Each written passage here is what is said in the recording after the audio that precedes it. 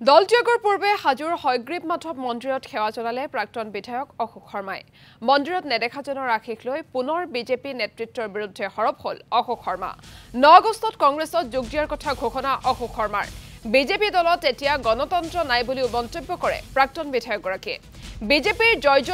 অৱস্থাটো দল এৰিবলৈ সাজু হৈছো মোৰ দৰে নেতাৰ দল ত্যাগে ক্ষতি কৰিব দলটোক সংবাদ মাধ্যমৰ আগতে মন্তব্য কৰে প্ৰাক্তন বিধায়কগৰাকীয়ে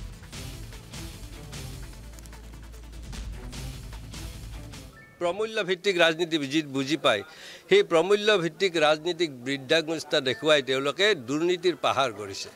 আজি মোৰ এজন জ্যেষ্ঠ কাৰ্যকৰ্তাক বা মোৰ চৰকাৰখনৰ এজন কৰ্মীক যেতিয়া টকা খোৱা বুলি কয় তেতিয়া মনটো আমাৰ দুখ লাগে কিন্তু এনেকুৱা পৰিবেশ কৰলে এনেকুৱা কথা ক'লে আমাৰ কিছুমান আৰু সুৱাস এলেকা আছে তেওঁলোকে আৰু মোকেই দোষ দিব মোকেই আৰু কিছু বদনাম দিয়াৰ চেষ্টা কৰিব যে তেওঁলোকে যেতিয়া দায়িত্ব লৈছে তেতিয়াৰ পৰাহে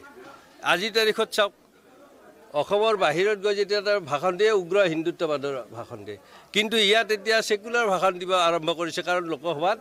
মুছলমানে ভোট দিয়া নাই বুলি কেইদিনমান কৈছিল আৰু কিয় ভোট দিব তেওঁলোক স্বাভিমানী নহয় নেকি তেওঁলোকক কৈছে যে মিয়াৰ ভোট আমাক নালাগে মোগলৰ বংশধৰসকলৰ ভোট নালাগে যদি ভোট নালাগে বুলি কৈছে দিলেওতো বিশ্বাস নকৰিব গতিকে তেওঁলোকে দিয়া নাই দেখুৱাই দিছে তেওঁলোকৰ স্বাভিমানটো এতিয়া আৰু তেওঁলোকক তহামত কৰাৰ কাৰণে কিয় যায় দাদা বিজেপিৰ ইতিমধ্যে বিসম্বাদৰ মুখৰি ঘটিছে আৰু তাৰ আপুনি নেতৃত্ব দিছে বুলি ক'লে ভুল কোৱা নহয় মই আজি বিজেপিৰ জয়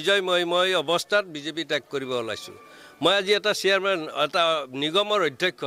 সেইটোও বিসৰ্জন দিব ওলাইছোঁ মই পোৱাৰ কাৰণে কংগ্ৰেছত যোৱাৰ কথাটো ভাবা নাই মই এই লোকক এই কাৰণে এটা শিক্ষা দিব বিচাৰিছোঁ যে মোৰ দৰে যি হাজাৰ কৰ্মী আছে তেওঁলোক যদি যায় দলটোৰ ক্ষতি হ'ব তেওঁলোকে অন্তত সন্মানটো